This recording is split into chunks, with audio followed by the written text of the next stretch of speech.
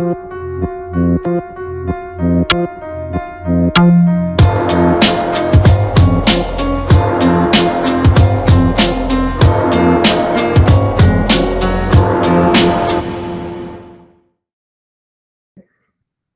se oye sumamente bajito. Cuando vaya...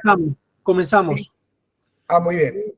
Muy buenas tardes, quienes están en América Latina, muy buenas noches quienes están desde Europa. Comenzamos este quinto encuentro de nuestro taller de resolución de conflictos en contextos autoritarios que estamos transmitiendo en la sección de académicas del Instituto Hannah Arendt. Y para hablar sobre derechos humanos y justicia y derecho internacional público y humanitario, nos va a estar acompañando en la tarde de hoy el doctor David Gómez Gamboa. David Gómez Gamboa es jurista, como ya les dije, graduado con summa cum laude de la Universidad de Zulia, licenciado en comunicación social por la Universidad Católica Cecilio Acosta, también en Venezuela. Es doctor en ciencia política, egresado de la Universidad de Zulia en el 2008 y ha cursado estudios en Derecho Humano en la Universidad Complutense de Madrid y una especialidad de Derecho a las Nuevas Tecnologías y Comunicación en la Fundación Universitaria CEU, el CEU San Pablo, la universidad aquí en Madrid. David ha desarrollado a lo largo de su vida como docente una amplia labor en la Universidad de Zulia y en la Universidad Rafael Urdaneta, también en Venezuela, en particular en las materias de Derecho Constitucional, Derechos Humanos y Derecho Internacional Público. Al día de hoy, David se desempeña como coordinador de Aula Abierta, un proyecto que realmente merece toda mi admiración, donde acompaña a los sujetos que han sido sobrevivientes de la violencia política en el espacio académico y que monitorea el cumplimiento de la libertad de cátedra en los contextos restrictivos que cada vez más vemos en América Latina. Bueno, David, sin mucho más que decir, es un placer inmenso contar contigo esta tarde aquí en el Instituto Hannah Arendt para que nos comentes entonces tus principales ideas sobre el tema que te hemos pedido para la tarde de hoy. Bueno, un saludo cordial. Muchísimas gracias, Leonardo, por esa gentil presentación. Creo que me escuchan bien, ¿verdad? Cualquier cosa, por favor, háganmelo saber, sobre todo porque no escucho. Tendría que pegar la oreja al laptop, no sé por qué no se escucha. Pero bueno, en cualquier caso, quería saludarles y agradecer la invitación para participar en este taller sobre resolución de conflictos en contextos autoritarios. Y yo quiero iniciar haciendo una reflexión sobre el por qué es tan importante hablar del derecho internacional y la protección de los derechos humanos justamente para el ejercicio de las labores propias de nuestras causas. Y nuestras causas pues tienen que ver con el nombre del taller. Estamos frente a, o ejercemos ciudadanía frente a distintos actores que representan justamente el poder en un contexto de regímenes autoritarios y tenemos que realizar distintas acciones, yo les llamo acciones de multinivel, y ese multinivel lo grafico como una lasaña, como esa pasta que tiene distintos niveles. Dentro de esos niveles, básicamente, el nivel de conocer la normativa internacional para poder conseguir espacios frente a los órganos internacionales de derechos humanos es clave y esencial. No basta con hacer campañas comunicacionales, no basta con conseguir reuniones para ejercer acciones de incidencia política. Tenemos que ejercer también básicamente la incidencia en materia de los órganos internacionales de derechos humanos para que estos puedan levantar sus voces en relación a las denuncias que podemos ejercer en relación a, si ponen la primera lámina les agradezco, yo les voy diciendo por favor, la 1, la de la portada, la anterior, en relación a que necesitan estos órganos ejercer sus mandatos con la información que nosotros como sociedad civil les podemos y les debemos enviar. ¿Y por qué digo esto? Porque justo la noticia de que, por ejemplo, se acaba de elegir, por ejemplo, a un estado, hay otros también que también son autoritarios, pero a un estado como Cuba, como miembro del Consejo de Derechos Humanos, es una noticia que nos desagrada muchísimo porque nos pone frente a una situación donde el violador de derechos humanos, como en Venezuela ha ocurrido, con otros estados también autoritarios ha ocurrido, el violador de derechos humanos resulta que es oficialmente frente a los ojos del planeta, es el garante del respeto de los derechos humanos. Pero fíjense que dentro de estas contradicciones y esta hipocresía a nivel internacional, hay que sacarle punta, decimos aquí en Venezuela, a este tipo de detalles. Si Cuba es un Estado miembro del Consejo de Derechos Humanos, pues aprovechemos esa membresía para que Cuba presente obligaciones internacionales en el marco del Consejo de Derechos Humanos donde es parte. Aprovechemos esa membresía para denunciar y exigir que no ha ratificado tratados internacionales claves como los pactos, por ejemplo, internacionales, ¿no? De 1966 u otros tratados importantísimos. Aprovechemos esa membresía Cuba, y digo el ejemplo de Cuba por nombrar un estado autoritario.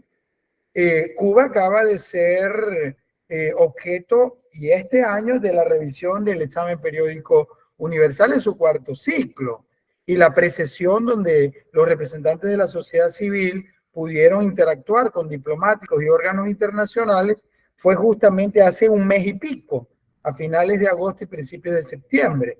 Entonces aprovechemos que ese estado justamente pertenece al Consejo de Derechos Humanos para exigir aún más el cumplimiento de sus obligaciones internacionales, que suele desconocer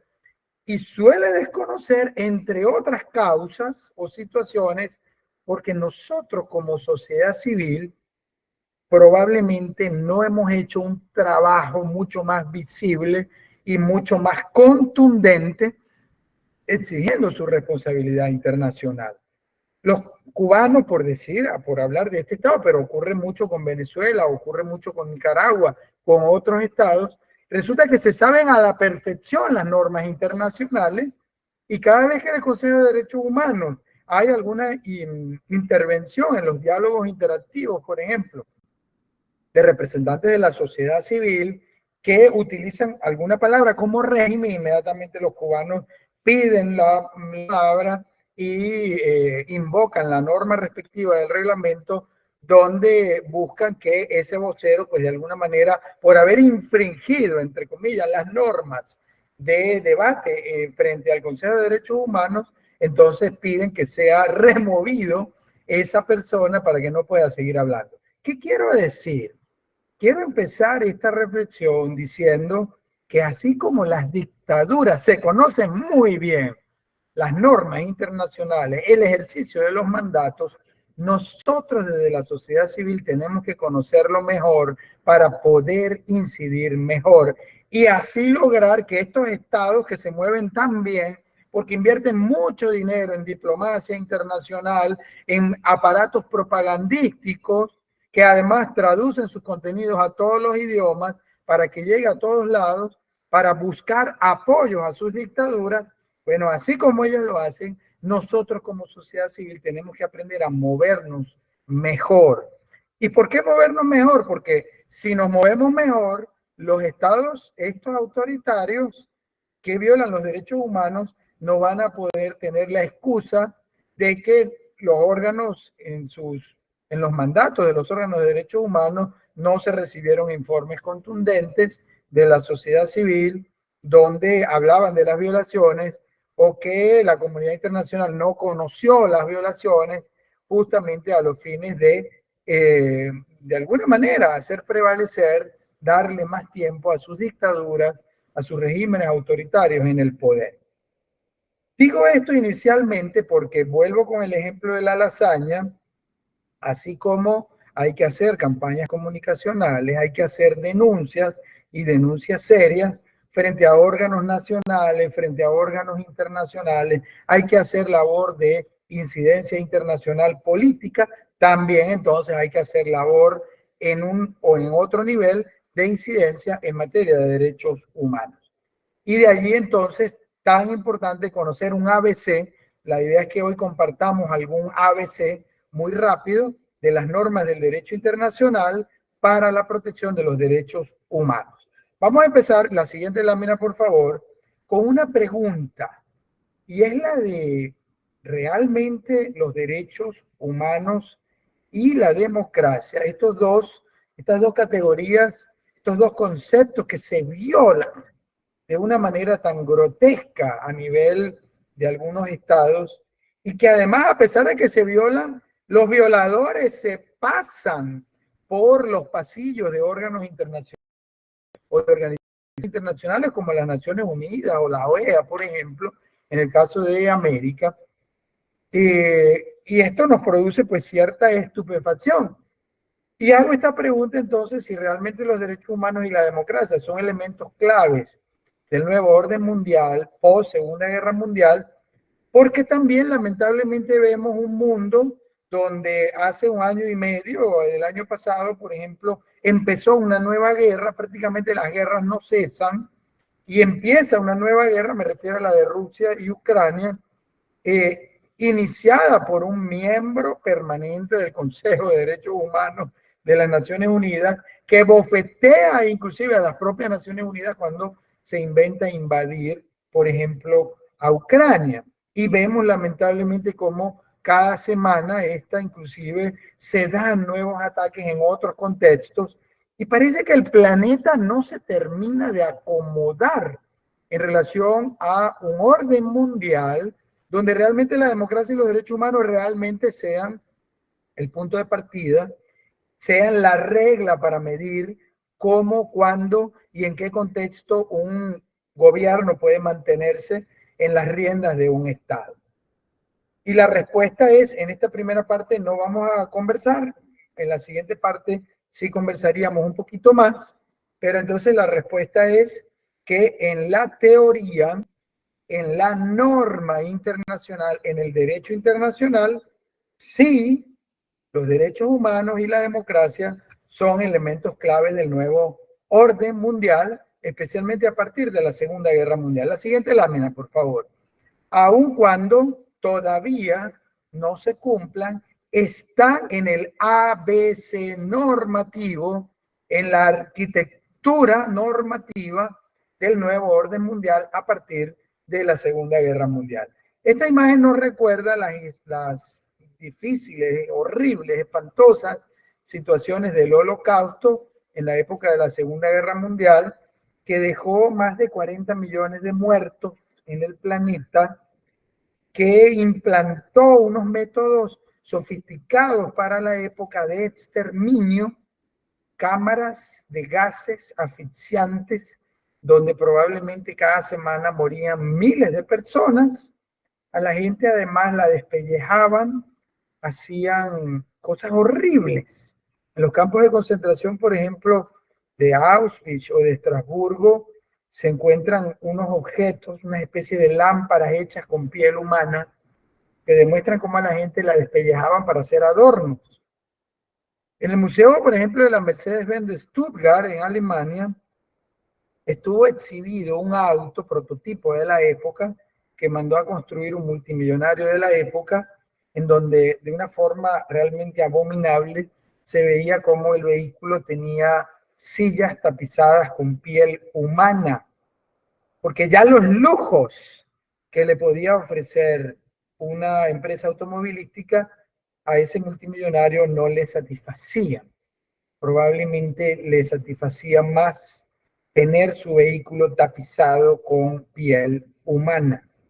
En el Museo del Holocausto de Washington, por ejemplo, se ven una especie de muestrarios de lentes de contacto con los colores del iris, del ojo, con tonalidades de celestes y aguamarines, demostrando cuál era el color del ojo de la raza perfecta. O unas máquinas donde se probaba la presurización de los aviones, de las cabinas de los aviones, y a la gente se le metía allí para probar justamente cuánta presión podía aguantar un ser humano, y salían los cadáveres con el cerebro, oídos, ojos explotados, luego de que probaban y probaban la máquina. En películas de la cinematografía, como por ejemplo El pianista, vemos cómo los militares de entonces jugaban al tiro al blanco con las frentes de las personas que permanecían encerradas en los campos de concentración. Y claro, esto nos lleva a una pregunta.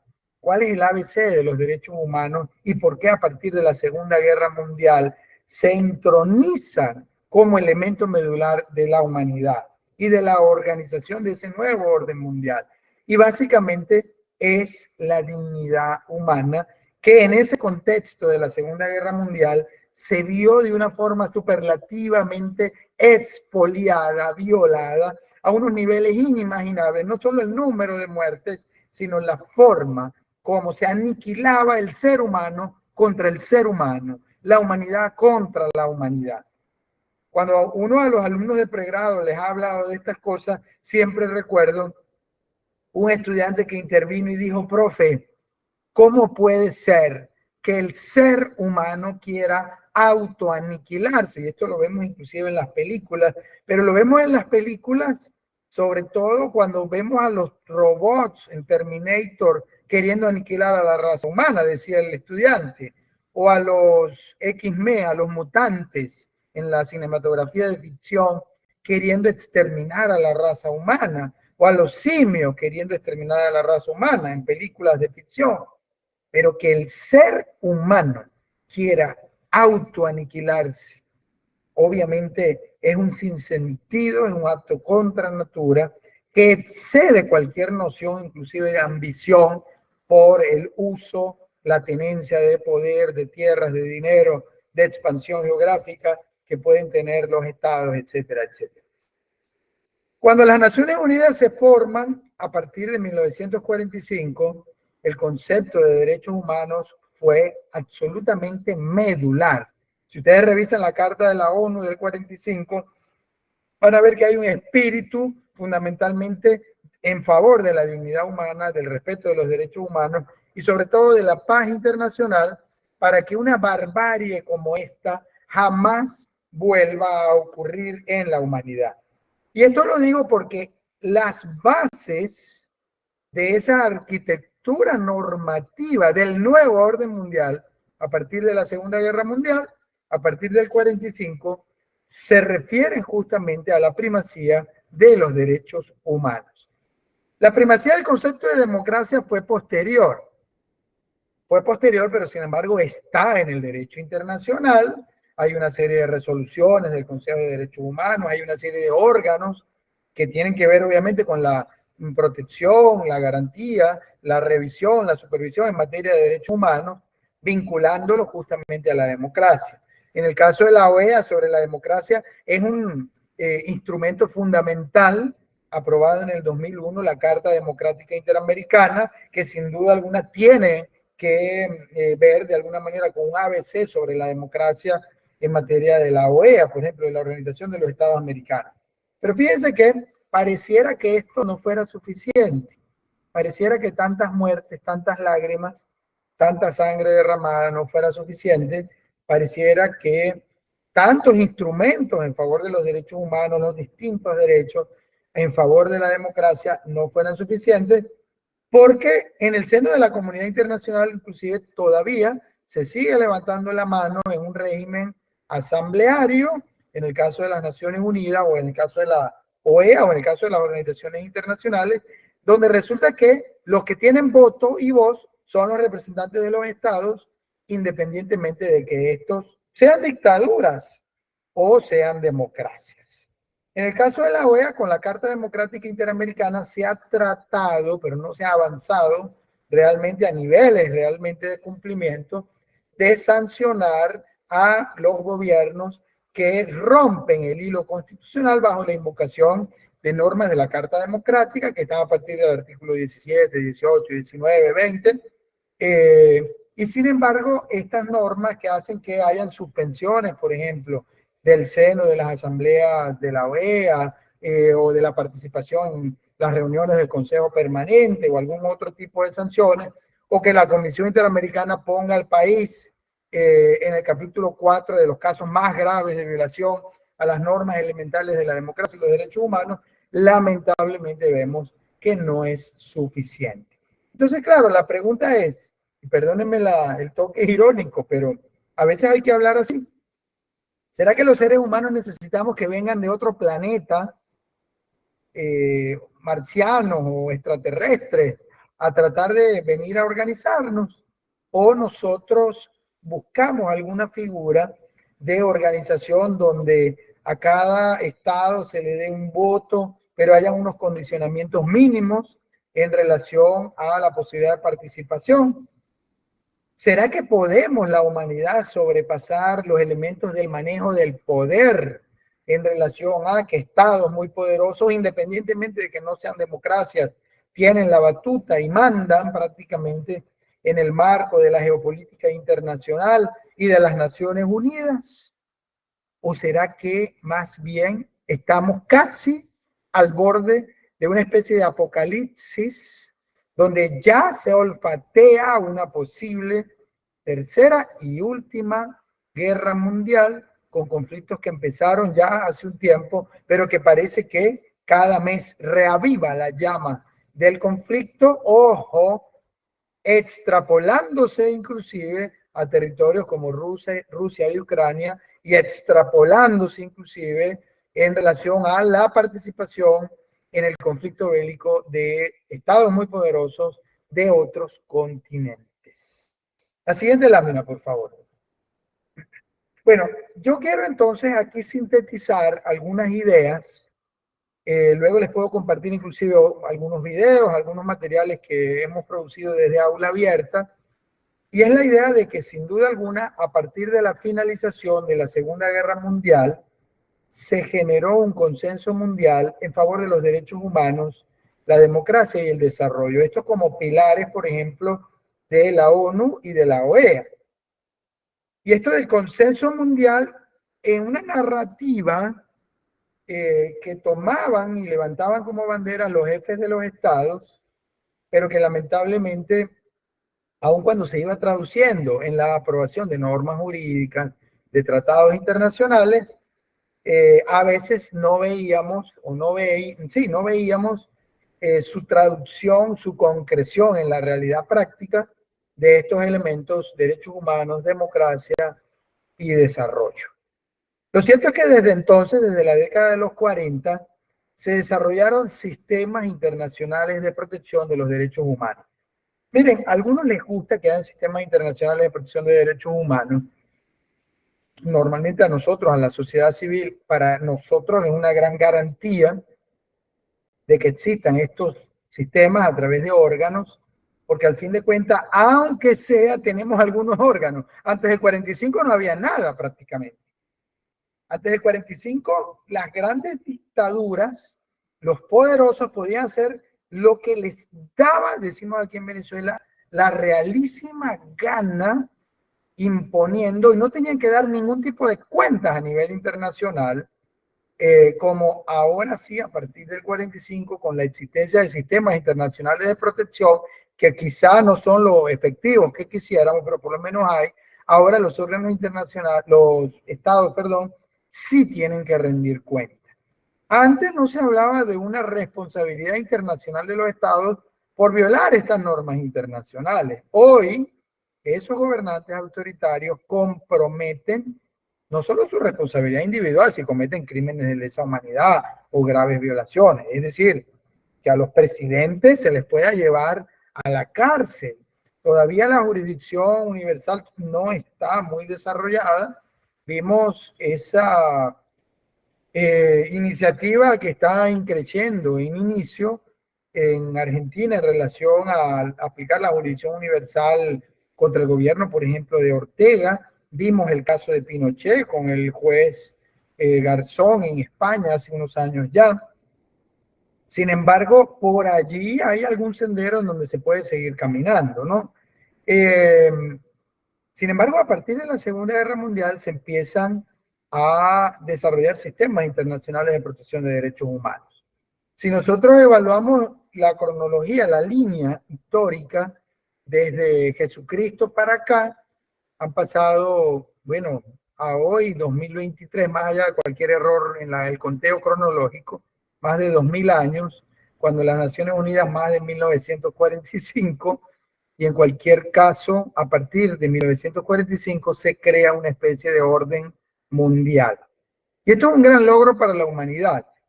Claro, un orden mundial que la comunidad internacional y los poderosos negociaron para que no volviera a haber una guerra que lo destruyera todo, porque sí, la próxima guerra mundial sin duda alguna destruye al planeta, es el apocalipsis.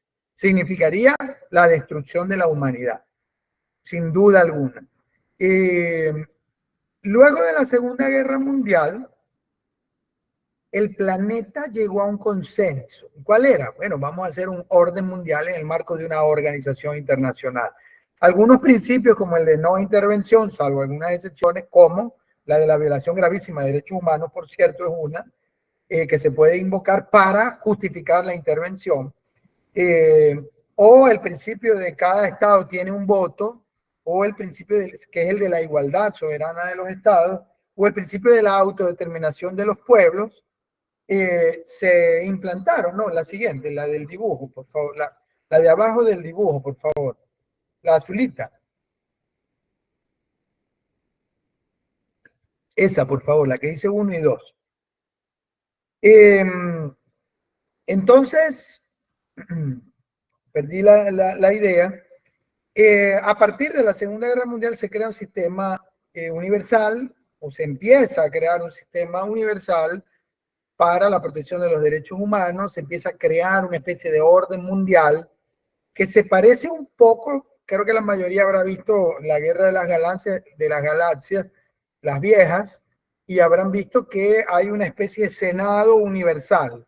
Bueno, un poco las Naciones Unidas es una especie de ese dibujo que hacen en la Guerra de las Galaxias, justamente la figura del Senado universal, siempre con unas autoridades que al fin de cuentas se manejaba en lo político a favor del que tenía la gran arma de destrucción planetaria, o en cualquier caso previendo, haciendo alianzas entre estados para evitar que el poder, la maldad, etcétera, de alguna manera pues hicieran eco del manejo y del control del universo, ¿no?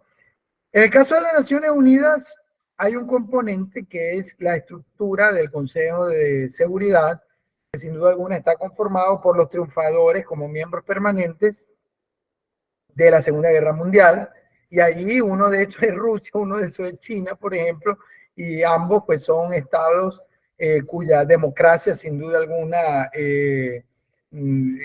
pues es absolutamente inoperante, inaplicable, porque son regímenes autoritarios y en algún caso totalitarios, que es un nivel mayor, de manera que ciertamente la estructura de gobierno mundial debe ser revisada. Pero más allá de eso, hay órganos de derechos humanos en el marco de este nuevo orden mundial post Segunda Guerra Mundial.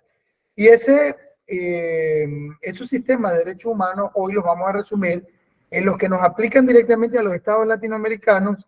Yo no sé si hay personas que son nacionales de Europa, de África, pero bueno, vamos a hacer referencia fundamentalmente a estados latinoamericanos. Básicamente nos aplica el sistema universal de las Naciones Unidas y nos aplica el sistema interamericano en el marco de la Organización de Estados Americanos. Quiero decir en el punto 2, luego de dar esta introducción, que a partir de entonces se empieza a crear una arquitectura normativa para garantizar que esto que estamos diciendo es norma jurídica. Y esto lo digo muy a propósito, porque vemos a veces las declaraciones de los representantes de los gobiernos, sobre todo de los autoritarios, que cuando oyen un pronunciamiento de un órgano de derechos humanos, se refieren como que lo que está diciendo el órgano de derechos humanos es poesía. Eso no me obliga, eso no me compromete. Si yo quiero lo oigo y si yo quiero no lo oigo. No, Estamos hablando de normas jurídicas internacionales de acuerdo al derecho internacional. Y como norma jurídica, nosotros como sociedad civil debemos exigir su cumplimiento, porque no es posible la desfachatez infinita de estos representantes, sobre todo de gobiernos autoritarios, que tratan estas cosas como si se tratara de que me gusta o no me gusta una canción, y no hablamos de poesía, no hablamos de canciones, hablamos de normas jurídicas cuyo incumplimiento compromete la responsabilidad internacional de los gobiernos en nombre de los estados, la responsabilidad internacional de los estados. Sin duda alguna, todavía no hemos llegado a entender justamente que definitivamente los violadores de derechos humanos deben cumplir, deben pagar por estas violaciones, pero como sociedad civil debemos exigirlo. La Carta de las Naciones Unidas de 1945, tal como lo dije, menciona la importancia de los derechos humanos, pero lamentablemente no los nombra. Nombra la importancia de los derechos humanos, pero no dice cuáles son los derechos humanos. De allí la importancia de la Declaración Universal de los Derechos Humanos de 1948, que sí enumera los distintos derechos, tanto civiles y políticos, como derechos económicos, sociales, culturales, que de alguna manera son recogidas ambas categorías en la Declaración Universal. Luego, a ver si nos da chancecito, si nos da tiempo, podemos hacer un paneo rápido sobre la Declaración Universal, que se las puse ahí en la presentación, y que le pido a Leonardo que la comparta la presentación en formato PDF con todas y todos, y que les pueda servir, pues, si quieren revisar, pues, algún detalle que podamos pasar rápido. La siguiente lámina. Entonces, esa nueva arquitectura de los derechos humanos empieza con la Carta de la ONU, que tiene una serie de considerandos, de principios, como la paz internacional, los derechos humanos, entre otros, y es con la Declaración Universal de 3 años después, de 1948, que se enumeran los derechos humanos. Aquí es muy importante decir que aun cuando la Declaración Universal no es un tratado, es decir, es una declaración que se proclama, sus normas son entendidas como una especie de ABC en materia de los derechos humanos, y algunos inclusive de sus artículos son entendidos como revestidos de una noción de orden público internacional, o en latín ius cogens internacional, lo cual hace que cualquier Estado, independientemente de que haya ratificado tratados sobre los derechos que trata, debe respetar los derechos humanos contenidos en la Declaración Universal y no puede invocar su violación. En el marco de esta internacionalización de los derechos humanos, entonces a partir del 45, se empezó a crear una arquitectura normativa o corpus iuris en materia de derechos humanos. A partir de entonces fueron reconocidos distintos instrumentos internacionales como declaraciones, tratados, convenciones, tanto para el reconocimiento y protección y sanción también a quienes los incumplan de derechos civiles y políticos como la vida, como la libertad personal, como la libertad de expresión, por ejemplo, políticos como el derecho al sufragio, el derecho a participar en los asuntos públicos, pero también derechos económicos, sociales y culturales, como por ejemplo la educación, como por ejemplo la salud, como por ejemplo la vivienda, como por ejemplo la educación, creo que ya dije, la seguridad social, el trabajo, entre otros. Y fíjense que ya hoy no se habla, eso es absolutamente superado, de una discusión que se tenía el siglo pasado, que era de las ideologías y los derechos que se protegían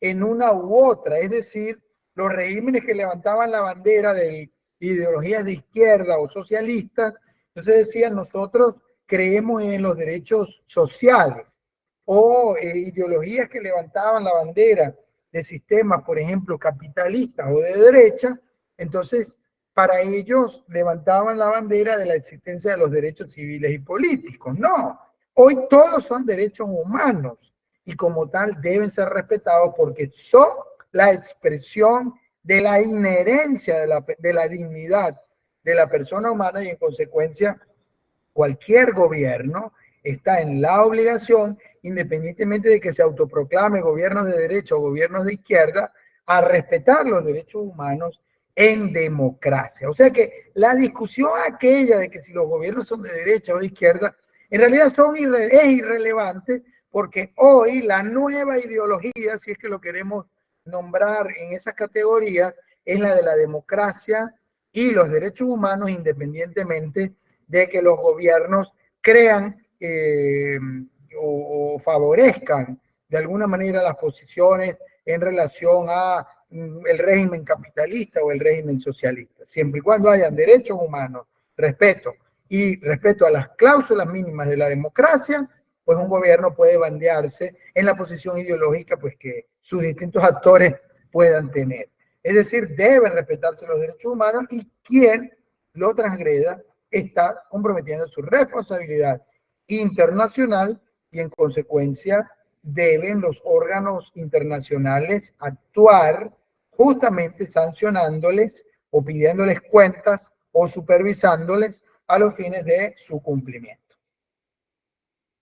En el marco, bueno, esto ya yo lo leí, ¿verdad?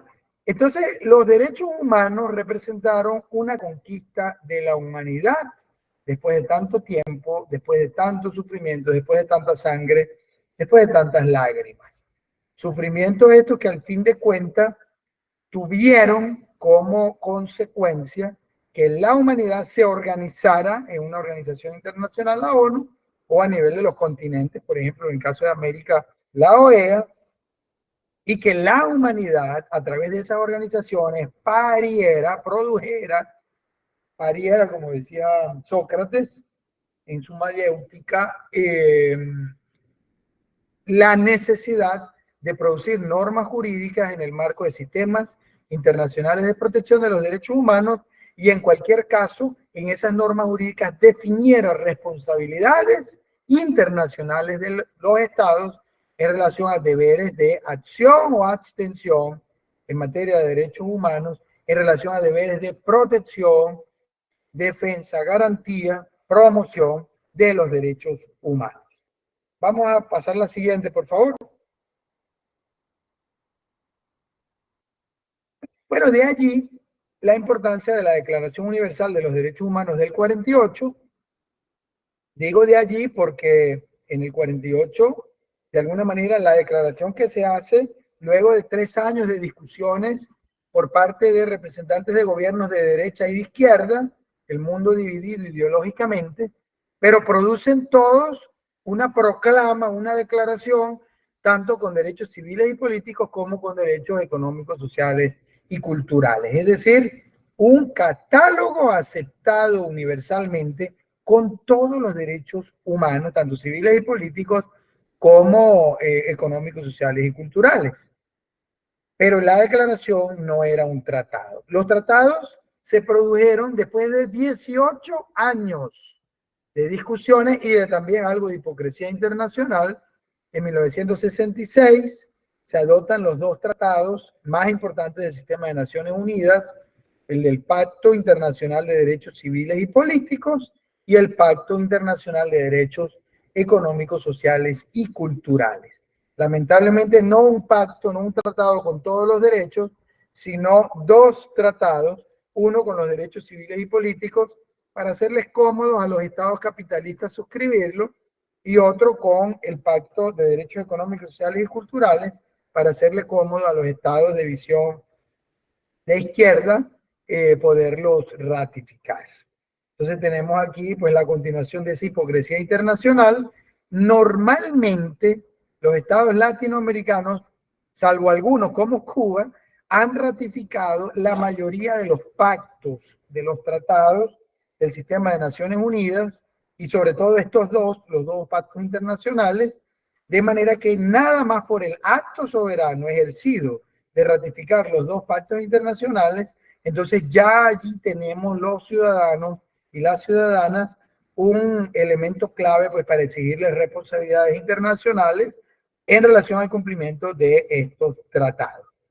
A partir de esos 2 instrumentos jurídicos, los 2 pactos internacionales, se desarrollan distintos instrumentos normativos que desarrollan, reconocen, establecen mecanismos de cumplimiento en materia de derechos, tanto civiles y políticos, y específicos de algunos derechos humanos, como derechos económicos, sociales, culturales y ambientales. Y hay toda una arquitectura, hay todo un edificio completo, la siguiente lámina por favor, para la protección, el reconocimiento de distintos derechos humanos, tanto civiles y políticos, como económicos, sociales y culturales.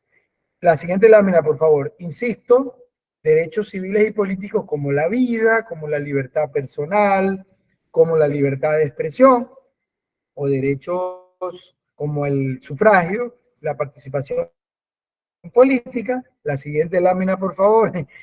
O derechos sociales como la salud, la educación, el trabajo, el derecho al trabajo, el derecho a la seguridad social, la vivienda, entre otros derechos sociales. Y ahora les hago una pregunta.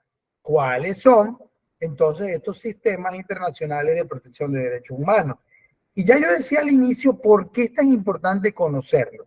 Miren, les voy a simplemente a justificar por qué es tan importante conocerlos, explicándoles muy brevemente o diciéndoles algunos argumentos muy sencillitos para que entendamos qué pasa cuando no conocemos los sistemas internacionales de protección. Cuando no conocemos los sistemas internacionales de protección de derechos humanos, los distintos órganos que ejercen los derechos humanos se quedan sin información sobre las violaciones de derechos humanos porque nada más reciben los informes oficiales de los estados. Y ahora imagínense qué van a decir los estados, sobre todo los estados muy expertos en estas cosas, como Cuba, por ejemplo, o como Venezuela, a la hora de justificar el cumplimiento de todas las normas, de todos los tratados en materia de derechos humanos. Casi cuando ellos envían sus informes, casi pareciera que describen los estados como si fueran Alicia en el País de las Maravillas. Todo es perfecto. ¿Y qué pasa con los órganos internacionales de derechos humanos? Que ellos no reciben información de las violaciones, documentadas obviamente, por las distintas organizaciones de la sociedad civil. Conecto ahora con el título del taller. ¿Cómo podemos resolver conflictos frente a contextos autoritarios si no entendemos que hay unos órganos internacionales que son quienes les pueden poner los frenos a los dictadores a nivel de la comunidad internacional? O si no un freno, por lo menos los pueden desenmascarar. Y si esos órganos no reciben información de nosotros, que somos los que documentamos las violaciones, a veces no las documentamos, entonces parte del trabajo es empezar a documentarlas. Esos órganos internacionales, primero, las dictaduras sobre todo no los dejan entrar a los estados, no les responden las preguntas que hacen, no contribuyen con ellos en el ejercicio de su mandato. Más bien, las dictaduras tratan de ver cómo torpedean el ejercicio de los mandatos de estos órganos internacionales. Esos órganos se valen es de la ciudadanía, de las organizaciones no gubernamentales, de las organizaciones de derechos humanos o de los y las ciudadanas que pueden ir recopilando, pero esa recopilación tiene que ser sistemática, tiene que ser responsable, tiene que ser bien documentada, tiene que tener metodologías mínimas, por lo menos en materia de derechos humanos, y debe seguir el lenguaje que estos órganos internacionales hablan. ¿Y cuál es ese lenguaje? Ese lenguaje es el de las normas de los tratados. Ese lenguaje es el de entender que si yo voy a ir a una panadería, debo comprar pan. Porque a veces nosotros, como no entendemos ese lenguaje, vamos a una panadería a pedir comprar un martillo. Y esto pasa frecuentemente. Yo lo he visto frente a mis ojos cualquier cantidad de veces. Conseguimos, por ejemplo, desde Aula Abierta una reunión de, no sé, representantes de la sociedad civil con el relator o la relatora en este caso hoy en materia de libertad de expresión. Y resulta que esa reunión es de 30 minutos, no podemos más porque ellos tienen, es un relator a nivel del mundo completo, imagínense todo el trabajo que tienen.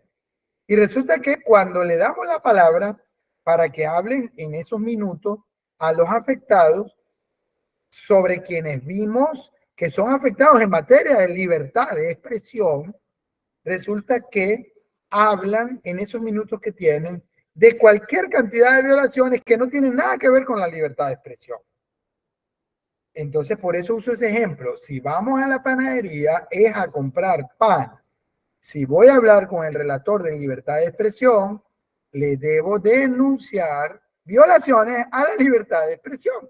Esto pareciera una obviedad, pero muchas veces pareciera que no entendiéramos que cuando tenemos esta oportunidad de hablar con un órgano internacional, lo primero que tenemos que averiguar, investigar, es cuáles son las líneas de interés de su mandato.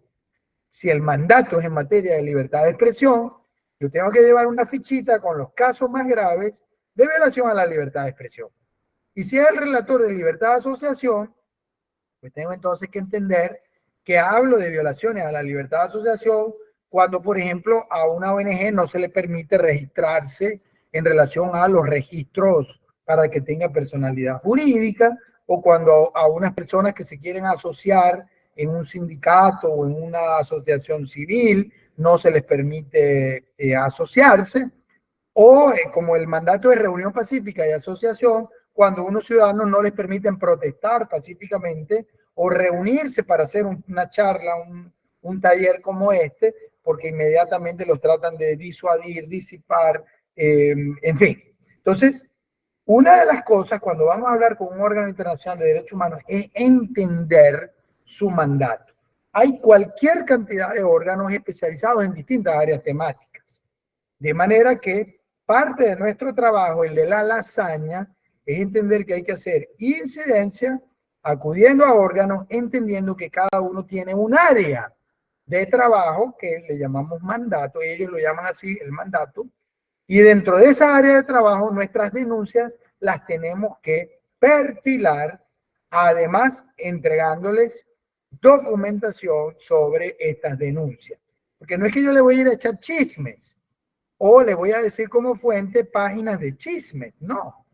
El trabajo de la sociedad civil debe ser muy serio en relación a la documentación de estas denuncias y preparar esos informes o esas denuncias en relación a los distintos órganos según áreas temáticas de mandatos que cada uno tenga. Entonces, ¿cuáles son los sistemas internacionales de protección? Vamos a la siguiente lámina, por favor. Bueno, ya lo decía, hay un sistema universal en el marco de las Naciones Unidas. Y hay otros sistemas que se organizan más por continentes, por ejemplo, el sistema interamericano. En el caso del sistema interamericano, que se organiza en el marco de la OEA, Organización de Estados Americanos, hay un órgano principal de derechos humanos que es la Comisión Interamericana de Derechos Humanos. Esta Comisión Interamericana es el órgano de derechos humanos de la OEA y tiene competencias para actuar independientemente de que el Estado haya, por ejemplo, denunciado, es decir, se haya apartado de la Carta de la OEA, se haya salido de la OEA, por ejemplo, la situación de Venezuela, Cuba, o haya sido suspendido del seno de las actuaciones y las asambleas en el marco de la OEA. O sea, la Comisión Interamericana se puede pronunciar sobre Venezuela, sobre Cuba, sobre cualquier estado del continente. El otro órgano es la Corte Interamericana de Derechos Humanos, es el tribunal. Estos órganos tienen una serie de competencias. Pudiéramos, si les interesa, ahondar en estos órganos, de repente en las preguntas y respuestas pudiéramos ahondar un poquito. La Comisión Interamericana es un órgano de derechos humanos, pero si el Estado ratificó la Convención Americana, ahí la Comisión Interamericana adquiere un papel además de una especie de demandante, luego de que haya llevado un caso de derechos humanos, casos individuales, frente a la Corte Interamericana. Entonces ahí su noción cambia. Primero es una especie de órgano de derechos humanos, órgano, dicen los autores, cuasi jurisdiccional, es como si fuera un juez, pero no es un juez, es un órgano de la OEA de Derechos Humanos, pero si el país, el Estado ratificó la Convención Americana, entonces la Comisión Interamericana actúa más bien como una especie de órgano acusatorio, un órgano convencional de la Convención Americana que presenta casos ante la Corte Interamericana, que en ese caso sí funciona como juez ante violaciones de derechos humanos.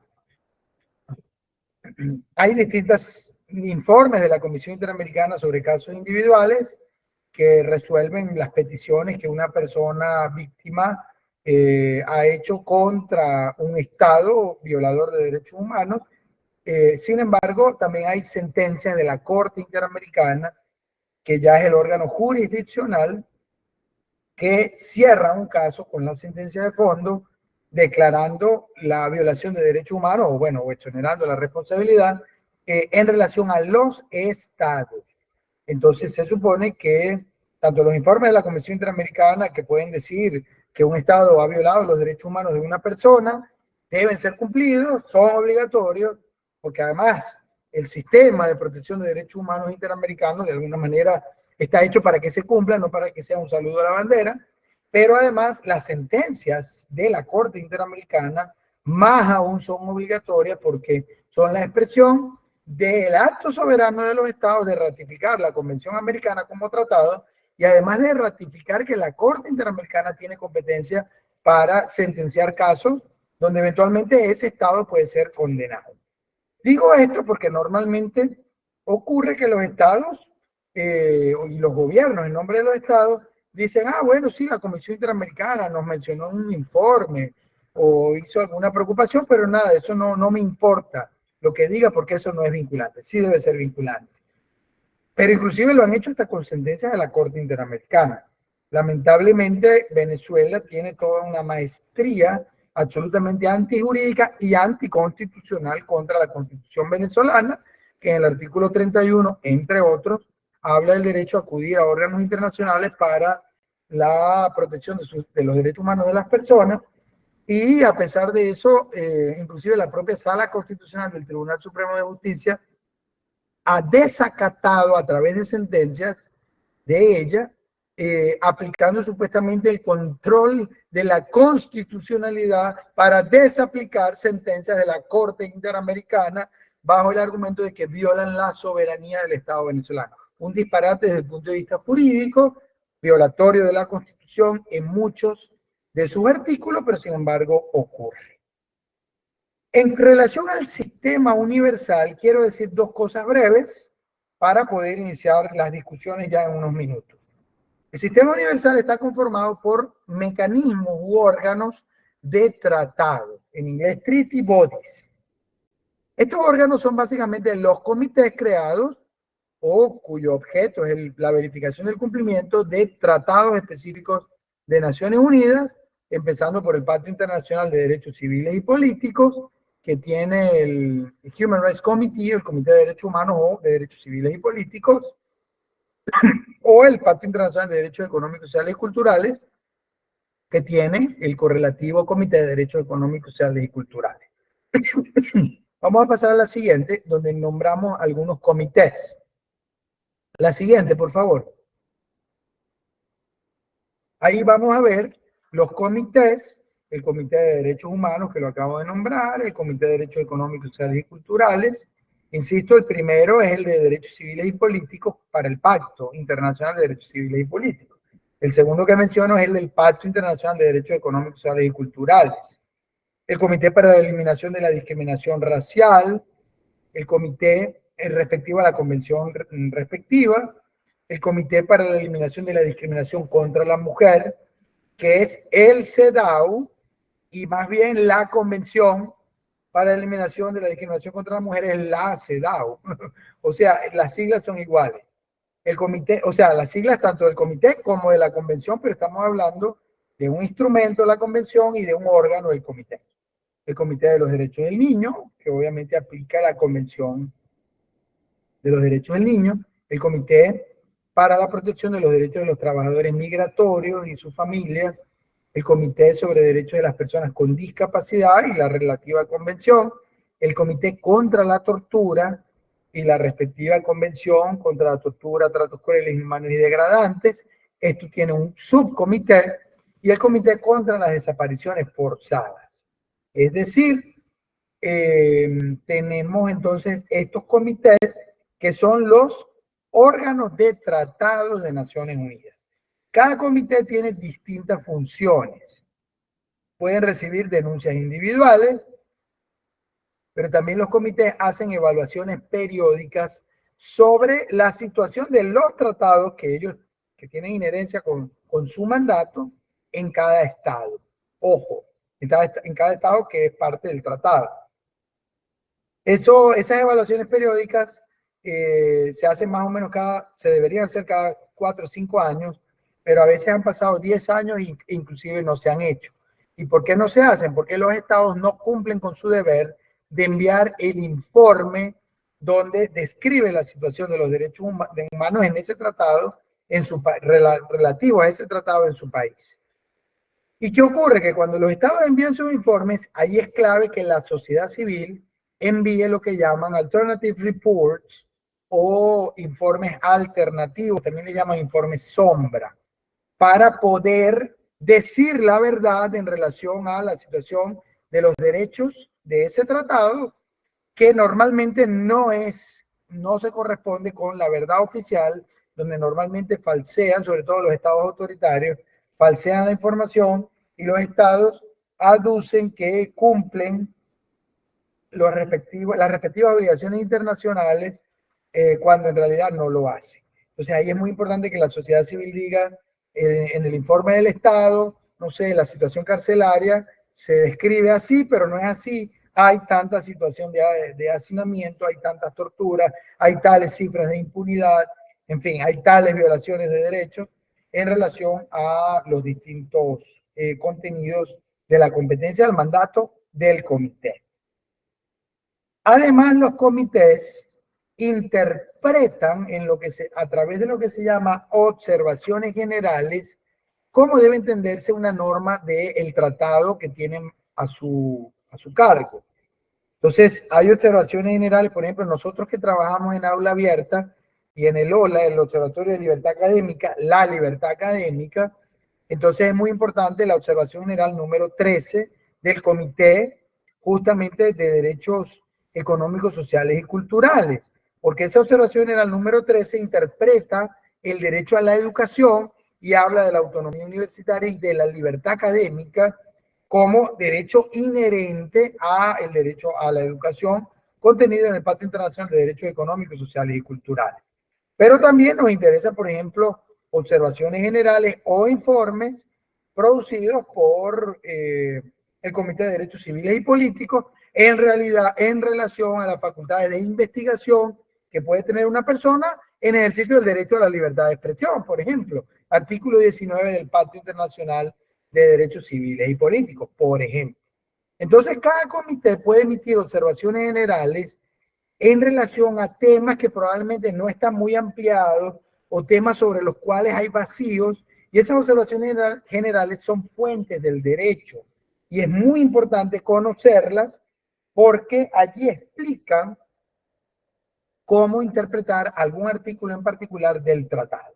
Entonces, fíjense, los organismos de tratado básicamente pueden oír denuncias individuales, pero también pueden desarrollar mecanismos periódicos de revisión de la situación de los derechos humanos según el tratado que tienen competencia en relación a cada estado aparte, pero también pueden hacer observaciones generales a través de las cuales interpretan artículos de los tratados cuyo mandato pues tienen inherencia a interpretar. Hay otros órganos del sistema, la siguiente lámina por favor, que se refiere a los mecanismos especiales. Lo que les dije son los mecanismos convencionales o de tratados, los comités. Pero aquí hay una serie de mecanismos especiales, como por ejemplo las relatorías. Hay casi 50 relatorías en materia de libertad de expresión, de derecho a la educación, de tratos crueles, inhumanos y degradantes, relatorías para la extrema pobreza, en materia de alimentación, relatorías para pueblos indígenas, para migrantes, para minorías, para niños, para personas con discapacidad, entre otras. Además hay otros mecanismos especiales que son grupos de trabajo. Por ejemplo, es muy famoso el grupo de trabajo contra o sobre detenciones arbitrarias. Y fíjense que la labor de estos órganos es tan importante que en muchos estados, les voy a citar el ejemplo de Venezuela, en muchos estados, por ejemplo Venezuela, sus gobiernos que ejercen una diplomacia con cierta maestría, que invierten grandes recursos en esto, ha sido típico que han sido conocidos como supuestas democracias porque los gobiernos, no sé, ganan elecciones, porque invierten en decirle a la comunidad internacional pues todo lo bueno que son, o porque simplemente financian problemas en otros países, como el caso venezolano. Y resulta que en Venezuela hasta el 2015 la comunidad internacional desconocía la situación de la carencia, de la carestía de democracia que nosotros teníamos en Venezuela. Y no fue sino a partir del 2015 que la comunidad internacional conoció, y allí vuelvo a reivindicar lo importante de que la sociedad civil les mande información a los órganos internacionales, la comunidad internacional conoció casos de presos políticos. ¿Por qué? Porque el grupo de trabajo contra detenciones arbitrarias empezó a recibir denuncias de distintas víctimas, presos políticos, y además de torturas, tratos crueles, inhumanos y degradantes. Y este grupo de trabajo produjo un informe a partir del cual, obviamente esto ligado con que el alto comisionado, a partir de los años siguientes, con el anterior Said al-Hussein, alto comisionado antes de Bachelet, empezó a emitir preocupaciones. Estoy hablando del 2017, 2018, y los órganos internacionales empezaron a hacer informes donde documentaban la situación, por ejemplo, de la gravísima violación de derechos humanos en Venezuela. A partir de entonces, el gobierno de Venezuela empieza a ser entendido, porque los informes de los órganos de derechos humanos lo decían, como un gobierno que violaba gravemente los derechos humanos y violaba gravemente los elementos básicos de la democracia. Estos informes fueron los que activaron a partir del 2017-2018 los mecanismos, inclusive en el marco de la OEA, de sancionar a Venezuela bajo la aplicación de la Carta Democrática Interamericana, y los que activaron luego en el 2019, que solo esto ha ocurrido a nivel mundial y histórico muy pocas veces en la historia de las Naciones Unidas, fueron justamente estas denuncias recogidas, cimentaron, por ejemplo, la creación de una misión, en el caso de Venezuela, por parte del Consejo de Derechos Humanos, la misión de determinación de hechos, en inglés la Fact-Finding Mission, justamente para Venezuela, dado que había suficiente documentación muy grave sobre las violaciones gravísimas a los derechos humanos. Luego la misión, cuando se crea en el 2019, hace su primer informe en el 2020 y constató que son tan graves las violaciones que estaríamos presuntamente hablando de posible comisión de crímenes de lesa humanidad. Fíjense cómo para Nicaragua ocurrió algo más o menos parecido a partir del 2018. En el caso de Venezuela fueron fundamentalmente por las gravísimas violaciones a partir del 2014 y luego con un pico en el 2017. De hecho, la Fact-Finding Mission tiene como mandato revisar temporalmente las violaciones a partir del 2014, justamente por las distintas situaciones que se cometieron, inclusive hablando de posibles crímenes de lesa humanidad. En el caso de Nicaragua fue a partir de abril del 2018. Y se crea otro mecanismo especial, no es una misión de determinación de hechos, sino un grupo de expertos en materia de derechos humanos para Nicaragua, el llamado GREN. Y se crea efectivamente especialmente por las gravísimas violaciones que se tuvieron conocimiento en la comunidad internacional, fundamentalmente a partir de las protestas del 2018. El GREN sigue haciendo su trabajo, sigue documentando las violaciones, ya ha presentado informes muy contundentes. En septiembre, ahorita, hace, no sé, 4 semanas, presentó exactamente el 12 de septiembre, presentó ante el Consejo de Derechos Humanos una actualización oral sobre las distintas violaciones a los derechos humanos en Nicaragua. También concluye que son tan graves que podrían coincidir con posibles crímenes de lesa humanidad. Y además, en el caso de Venezuela y Nicaragua ha habido unas diferencias. Las de Nicaragua más bien han ido creciendo con acciones además inéditas, violatorias de derechos humanos, como revocatorias de nacionalidad, expatriación, o sea, un poco el destierro como sanción, la eliminación de la personalidad jurídica de universidades, miles de organizaciones civiles, al menos 27 universidades cerradas, clausuradas, confiscados sus patrimonios de una forma además absolutamente insólita, porque han visto en los distintos voceros o voceras del crítico de las universidades o de la sociedad civil amenazas al gobierno, a la dictadura, y en consecuencia las acciones de reducción, se dice así, del espacio cívico han sido pues sistematizadas en un contexto de política de Estado de reducción del espacio cívico. Para Venezuela, la Fact-Finding Mission ha determinado también acciones de reducción del espacio cívico. Ahorita, de hecho ayer, el Comité de Derechos Civiles y Políticos justamente se pronunciaba en el seno del Consejo de Derechos Humanos hablando de sus gravísimas preocupaciones por la violación del Pacto Internacional de Derechos Civiles y Políticos. El gobierno de Venezuela vuelve a invocar las sanciones para decir que no todo es culpa de las sanciones, y resulta que las sanciones son de hace unos pocos años y las violaciones vienen desde hace pues, más de una década. Y además de forma muy interesante, los expertos del comité le dicen al gobierno de Venezuela, mira, ¿sabes qué?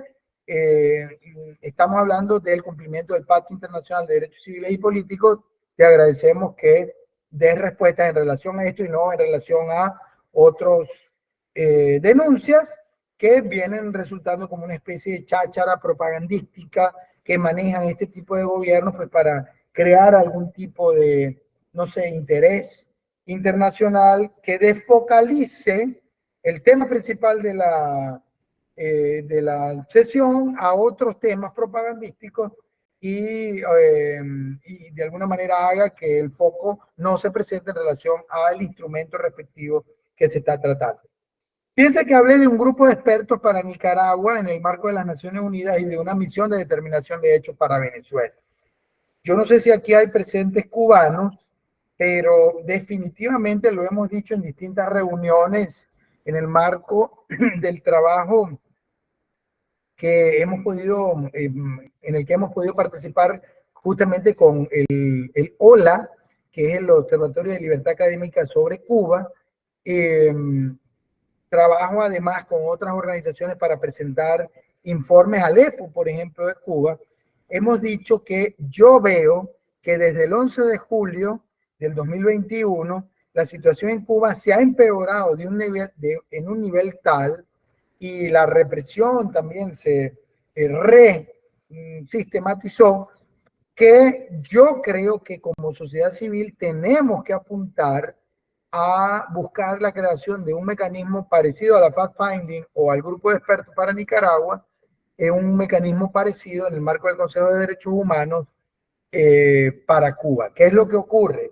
Que Cuba sigue manejando algunas mayorías en relación a los consensos en la comunidad internacional que harían que seguramente no sea aprobada una resolución que cree una misión de determinación de hechos o un grupo de expertos para Cuba, pero como sociedad civil tenemos que ver cómo nos organizamos para conseguir estos apoyos, porque la gran ventaja de la creación de misiones como esta o grupos como estos es que se sistematizan las violaciones en documentos únicos que se producen anualmente y sobre todo las víctimas hablan con los expertos de estos órganos de Naciones Unidas y además se crea, se cimienta la posibilidad de construir pruebas ante la posible comisión de crímenes de lesa humanidad, que no son cualquier crimen, son violaciones tan graves, torturas, tratos crueles, inhumanos y degradantes tan graves, que siguen patrones de sistematización y generalización con autoridades comunes que los mandan, con la creación de toda una cultura y política para buscar la violación de los derechos humanos, con distintas estructuras, inclusive en algunos casos paramilitares o parapoliciales, que actúan como brazos del Estado o en cuyos casos además actúan los poderes judiciales, la fiscalía, los órganos del Estado, todos confabulados para reprimir los derechos de los y las ciudadanas. Conclusión. Hay mecanismos de tratados como los comités en el sistema universal y hay mecanismos especiales. Nombré a la fact-finding o el grupo de expertos, nombré a las relatorías, nombré a los grupos de trabajo, que son grupos fijos, de Naciones Unidas, y también está, por ejemplo, el EPU, el Examen Periódico Universal, que se hace cada varios años, más de 5 años inclusive, para sentar en la silla del Consejo de Derechos Humanos a cada estado. Todos tienen que participar y que los distintos diplomáticos, representantes de los otros estados, les hagan preguntas, les hagan verificación y recomendaciones sobre la situación de los derechos humanos en sus respectivos estados. Para el EPU también la sociedad civil, Examen Periódico Universal, puede enviar informes en estas coaliciones, por ejemplo, que hicimos en el caso de Cuba. Se enviaron más de 15 informes nada más de la coalición donde Aula Abierta pues hacía parte al lado del OLA y de otras organizaciones aliadas. Más de 15 informes elaborados en trabajo colaborativo por distintas organizaciones, por ejemplo, de la sociedad civil. Eso tiene mucho peso, eso nutre el mandato justamente de los órganos internacionales. Eso hace que los estados vayan siendo desenmascarados. Porque ¿qué pasa? Nos molesta que un estado como Cuba sea designado miembro del Consejo de Derechos Humanos. Pero es que resulta que la documentación que hay sobre las violaciones de derechos humanos por parte del gobierno y del Estado son muy pocas. O sea, lo peor de todo esto es que estos estados entran y no hay nadie que les desenmascare en relación a la responsabilidad que tienen sobre sus violaciones. De manera entonces que hay que trabajar mucho en eso. Supongo que Leo está prendiendo la cámara porque ya tengo que ir cerrando. Vamos entonces a pasar rapidito para ir cerrando las láminas. A ver, a ver, la siguiente, por favor. Bueno, unas distinciones necesarias para terminar. Esto que les acabo de hablar es parte del derecho internacional de los derechos humanos, como conjunto de normas jurídicas de carácter internacional, justamente dirigida a la protección de los derechos humanos de las personas como tal.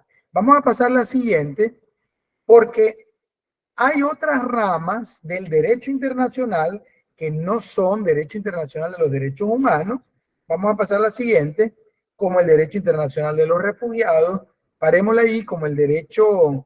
bueno, el derecho internacional de los derechos humanos entonces tiene sistemas internacionales de protección.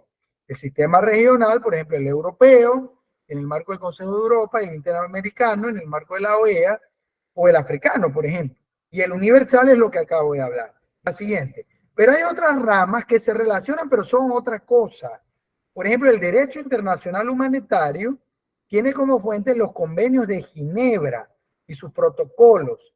Es decir, regulan el ius ad bellum o el ius in bellum, que inclusive se establece en normativas de las Naciones Unidas, es inclusive anterior a las Naciones Unidas, y básicamente habla de conflictos armados, conflictos que pueden ser internos o conflictos que pueden ser una guerra de un estado con otro o varios.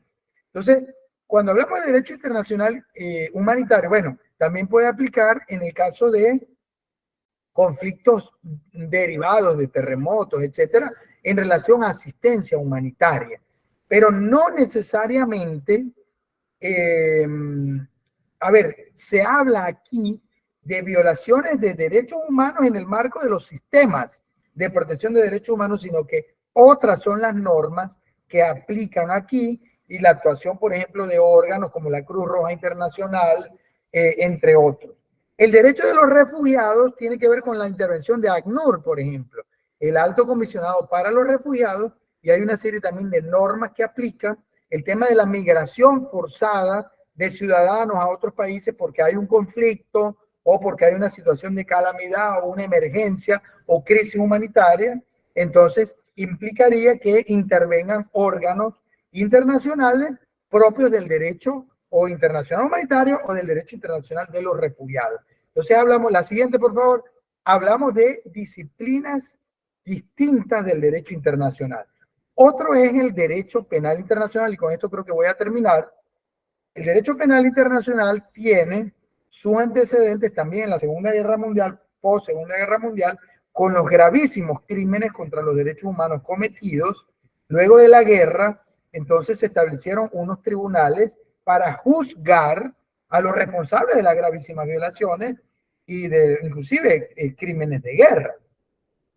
Y básicamente estos tribunales que se crean fueron el Tribunal de Nuremberg y el Tribunal de Tokio inmediatamente después de finalizada la guerra.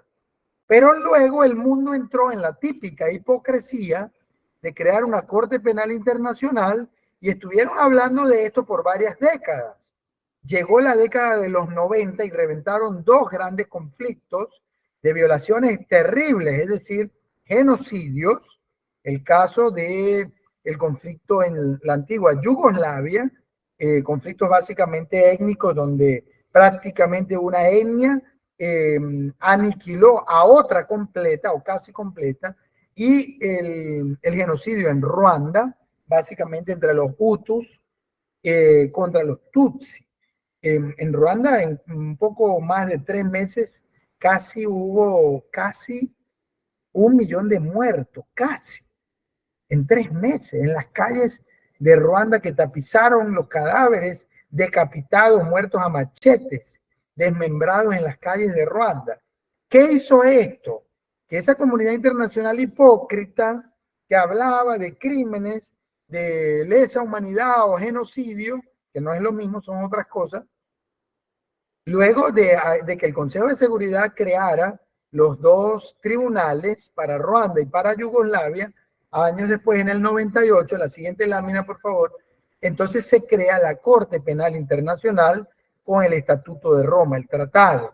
Y entonces en este Estatuto de Roma, que entra en vigencia unos años después, se establece el crimen de genocidio, los crímenes de lesa humanidad, que es de lo que hablan la Fact-Finding Mission y el grupo de expertos para Nicaragua, los crímenes de guerra, que es de lo que se habla en el caso de Rusia y Ucrania, y el crimen de agresión. La Corte Penal Internacional tiene sede en La Haya, y bueno, la Fiscalía de la Corte, por cierto, tiene un procedimiento abierto para Venezuela, tiene procedimientos abiertos de investigación para otros países.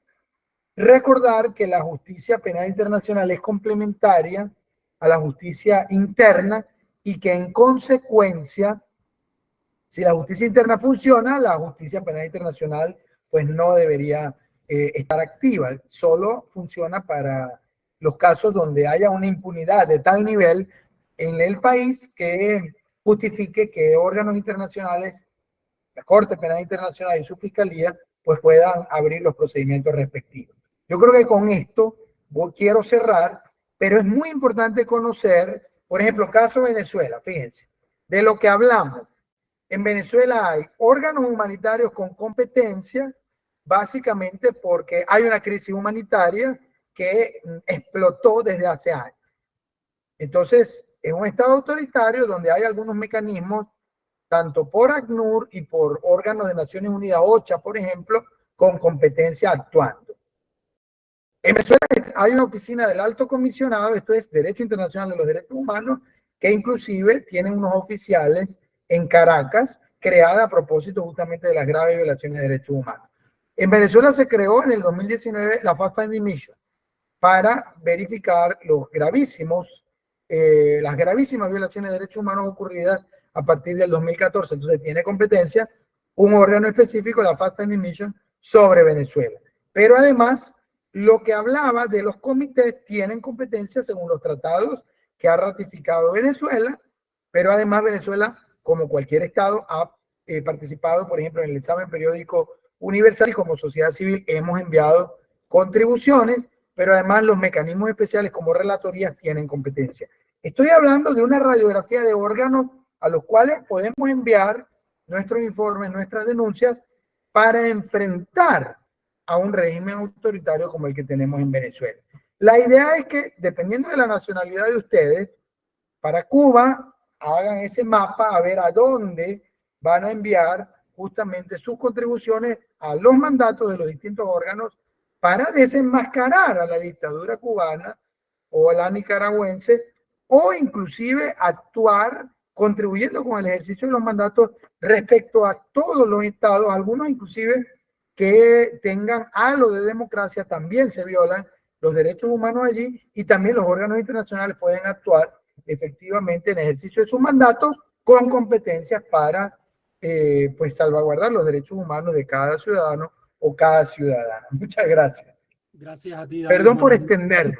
No, pero no, tú no, me habías sí. dicho que era una hora. Creo que me pasé un poquito, pero bueno. Sí, ha sido una riqueza compartir contigo. Ahora te pido que vamos a concluir la transmisión y entonces pasamos a la segunda parte, que es privada. Agradecerte realmente que hayas estado hoy con nosotros y bueno, terminamos por aquí la transmisión y nos vemos entonces en el próximo encuentro. Tengo que pegar la cabeza, voy a cerrar la cámara para poder oír y les respondo y abro la cámara para poder responder. Perfecto, gracias. Ahora en lo que te finaliza la transmisión.